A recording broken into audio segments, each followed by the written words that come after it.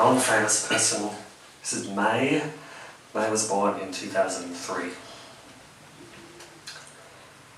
Look how easy it is for my thumb and index finger to reach around my wrist. Dad, before he died, played a whole lot of stuff. Football, he was quarterback. I was all set and my doctor said I couldn't if I wanted to live a long and happy life.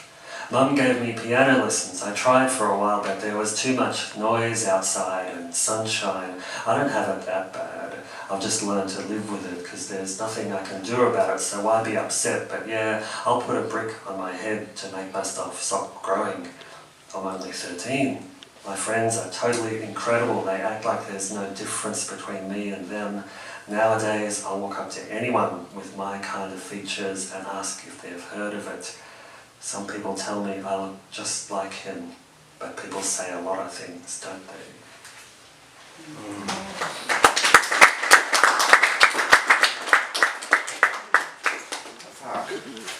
I was going to read the poem I did on the show today, but it's inside the computer. I'm this guy who fucking goes for his shit. Just choose one. I never want to be that guy. Oh well.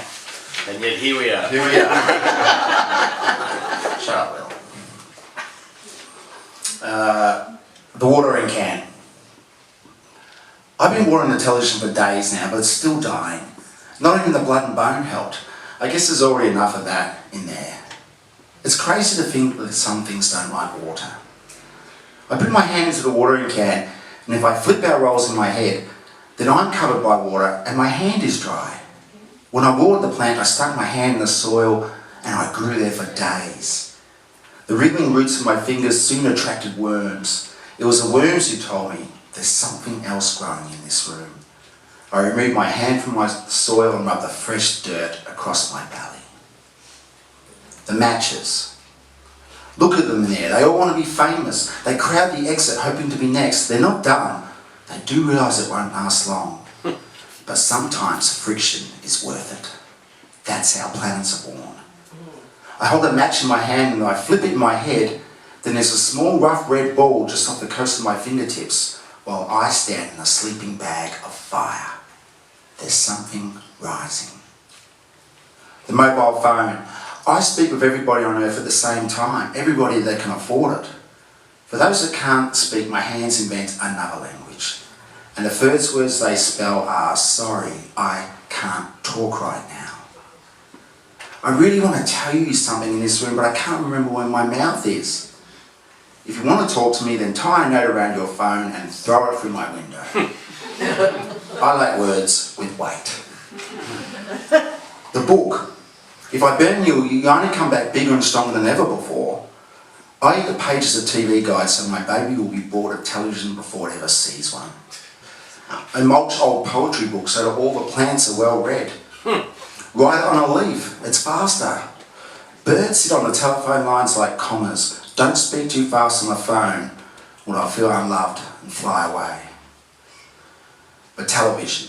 Last night I dreamt I was in the centre of a dark room surrounded by 4 TV sets.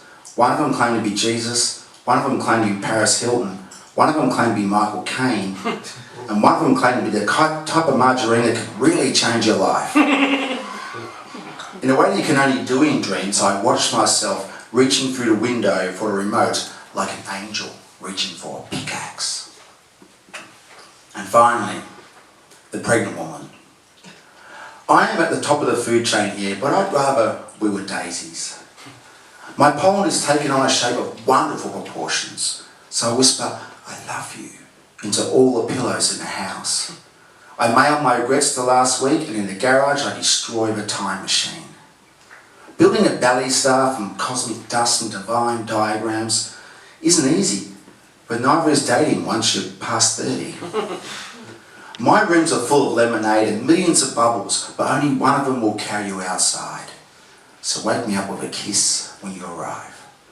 Your first 3 lessons will be 1. Sadness is a gift. 2. Always dress like you mean it. And 3. We are born every time we leave the house.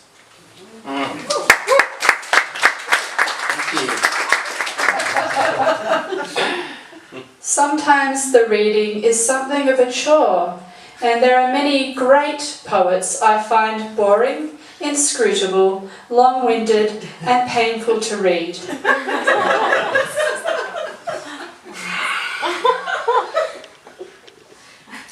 To be a good poet, use metaphors, similes, and all the rest.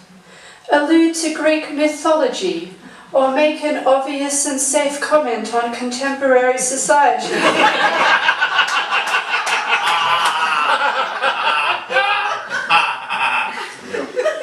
Be so dense they need a dictionary to read you. Be clever and intellectual. Never use abstract nouns. Don't even attempt humour. To be a good poet, follow the rules. Respect the traditions. You'll be published in all the magazines, but I don't want to be a good poet. I want to be a naughty one.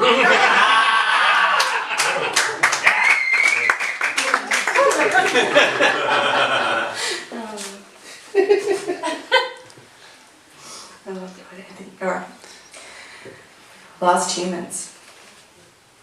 The stoic, the washed up fish eaters, the floating people mistaken for boys, those that lean against glass panes graffitied with black marker obituaries, the mutterers, the wailers in the park, the power walkers that won't stop, the weeping selfies, the huggers, the entanglement of mute glances, the agent that stays at the empty open for inspection until the end, the student buried in her set text, the incense burners in the sewers, the junkies, the abandoned phones, the frugal-lined woman planting makeshift crops between two walls, the bone collectors, the hystericals, those that refuse to step on the stiff birds, those unmoved by the disoriented dogs and talk of the all-white reef, the singers, the stripped hypocrites, the ones that cannot cry anymore, the ones that know it is their doing. Cars. They drive about on weekend jaunts, on country trips looking for a place to park. There is no place to park. So they keep driving around in widening circles along highways and main streets crammed full of other people in other cars, all looking for non-existent places to park. Some of them leave and go home only to find that their garages have been blocked or occupied by other cars in the meantime. There are so many cars, all the streets are filled with cars, so they have no choice but to keep driving. So they go back on their country jaunts in their little cars with their greens bumper stickers, zooming down the freeways, stopping at intersections while other cars pass them. Wives remonstrate with their husbands. Men at the wheel break down and weep openly. Children sit in the back seat and kick at the front seat and watch television on iPads, and sometimes the car passes a single tree and a parent remarks, "Isn't it great to be out in the nature?" Or, "I love these little country jaunts," as the tree fades into the distance. The people in cars pull into petrol stations to refuel. They order takeaway at drive-ins. There are still no places to park. There may be no places to park anymore. They drive on munching their burgers and sipping their coffees, looking here and there, fighting over opening and closing windows. The hours slip by, are marked by strip shops and brands, Bose, Crunch, Total Tools, A-Mart.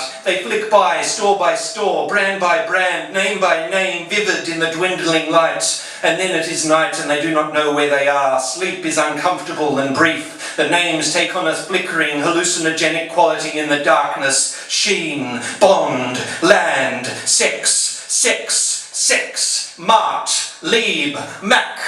There are people in cars driving around, conducting their business in cars, on phones and by tiny laptops, yelling along poor wireless connections to hear and be heard above the noise of the traffic by other people also in cars. The money flows in and out of their accounts, silent, seamless, digital, while the children scream and squeal in the back seat and fight over what movie to watch next. The people in cars bond together, wave at other people in other cars, form a nation of people driving around in cars, form a democracy. They vote every few years on a person driving in a car from some place to another place who proposes policies mostly to do with the arts. Their children grow and become too large to sit comfortably in the back seat. Some days there are vast traffic jams as more people in more cars drive on the roads and add to the congestion. As the people sit in their cars, occasionally they see a procession of locals streaming across the road, weaving in between the stock-still cars with costumes or colourful decorations for local fairs. Children play around and under the silent gleaming metal objects. Later, the people drive on. Life is a never-ending vista of asphalt and concrete and road signs. They try to think of the last time they saw a tree. They are not sure what leaves look like anymore. The country, if it exists, does so elsewhere. There are people in cars.